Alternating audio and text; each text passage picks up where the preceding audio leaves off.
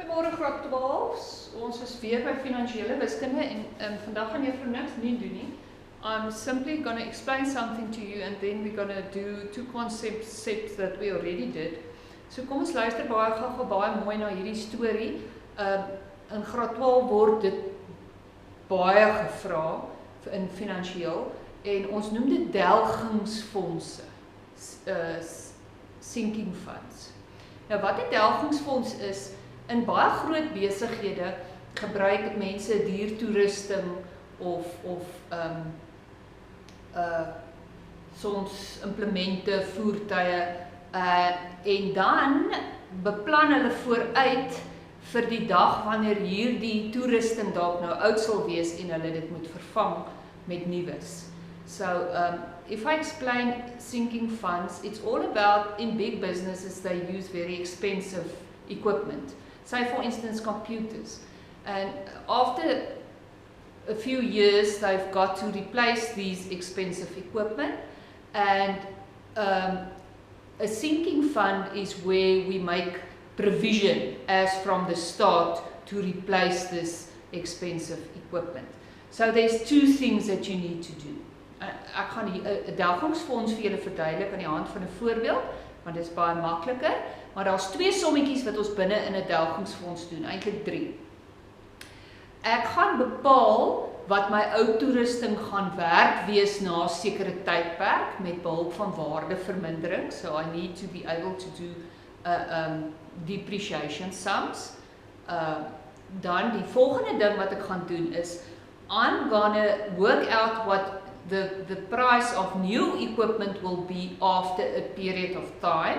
So ek gaan inflasie gebruik om uit te werk wat nuwe toerusting gaan kos na 'n aantal jare. And then I'm going to use a future annuity to work out what's the installment that I have to pay into a savings account to have the capital amount at the end of the time frame to buy this new equipment. So dis eintlik 3 goed wat ek gaan doen. So al 3 daai goed het ons al reeds gedoen. So I'm going to read to you an example in Afrikaans and English and then we're going to calculate. Okay. Let's read this. A company buys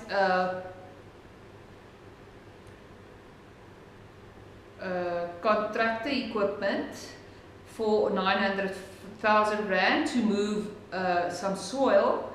The value of this equipment depreciates at 10% per year, the compounded depreciation method.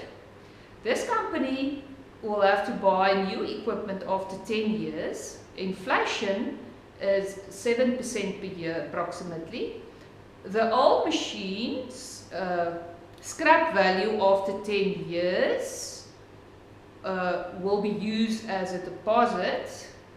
The sinking fund will a sinking fund will be created to pay for the rest.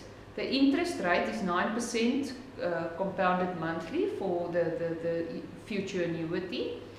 The first installment will be paid immediately and the last installment will be paid at the end of the 10 years. So the question is, how much will this company have to pay per month? Goed, juffrou gaan in Afrikaans lees, dit is 'n lang storie, 'n mond vol.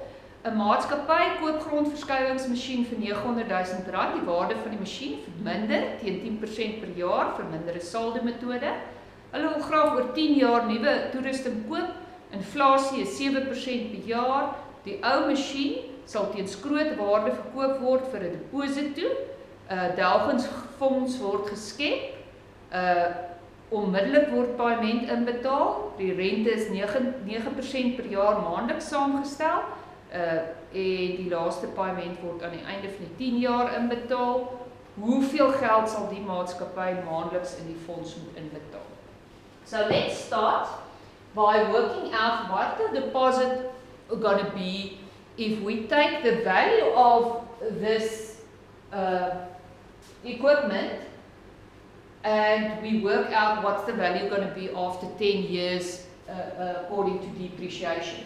So ons gaan saamgestelde waardevermindering gaan ons gebruik. So ons vergelyking wat ons moet ken is daai ouetjie. So ons gaan sê hierdie grondverskuiwingsmateriaal is nou R900.000 werd. Dit verminder waarde teen 10% het ons gesê 10% per jaar. So dit gaan wees 0,1 en dit verminder waarde oor 10 jaar. So the deposit that we will have at the end of the 10 year to buy new equipment will be 13,810 if we sell this old equipment. So nou moet ons gaan kyk met inflasie. Inflasie is saamgestelde rente. Wat gaan nuwe toerusting my kos wat huidiglik R900.000 kos? So I'm going to do exactly the same sum. Inflation 7%. And that's now going to be after 10 years. So the new equipment after 10 years is going to cost me a whopping 1.7 million, almost 2 million. 436,22. So hoeveel gaan ek nou moet voorsiening maak? I want to start in future annuity, a sinking fund, wat nou vir my gaan voorsiening maak vir my inflasiebedrag na 10 jaar minus my ou masjien se deposito. So if I subtract this from that, I get my future annuity amount that I'm going to provide, that I'm going to have to provide for to pay the new equipment or the new machines to do the work. So if I subtract that deposit from the inflation, that will be the amount.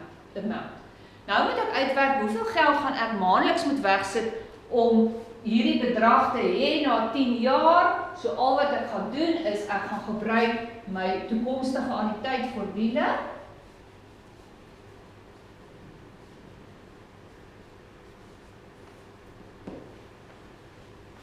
Toekomstige anniteit-formule and I'm going to put in everything that I've calculated up to now. Ek moet voorsiening maak vir hierdie groot bedrag. Ek wil weet wat gaan my paaiement maandeliks wees, wat ek gaan moet inbetaal in 'n spaarrekening.